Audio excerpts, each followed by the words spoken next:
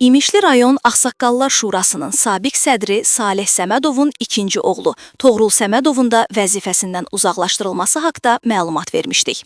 5 ay əvvəl Dövlət Təhlükəsizliyi Xidməti tərəfindən mənimsəmə ittihamı ilə həbs olunan Salih Səmədovun oğlu işdən niyə çıxarılıb? Yeni Sabah məlumat verir ki, Oxu24.com məsələ ilə bağlı özəl məlumatlar əldə edib. Məlumata görə, Şabranda yerləşən 3 saylı məntəqə tipli cəza çəkmə müəssisəsinin rəisi Toğrul Səmədovla bağlı qərarı şəxsən Ədliyyə Naziri Fərid Əhmədov özü verib. Qeyd edilir ki, Ədliyyə Naziri Fərid Əhmədov cəza çəkmə müəssisələrinə baş çəkən zaman qarşılaşdığı mənzərədən sonra bu addımı atıb.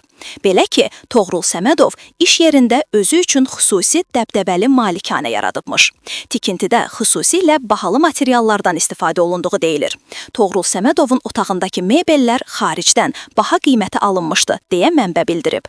Xəbərə görə, Ədliyyə Naziri Fərid Əhmədov bu mənzərəni gördükdən sonra Toğrul Səmədovun fəaliyyətini yoxlamağa tapşırıq verib. Yoxlamalar nəticəsində rəisin işində ciddi nöqsanlar aşkarlanıb.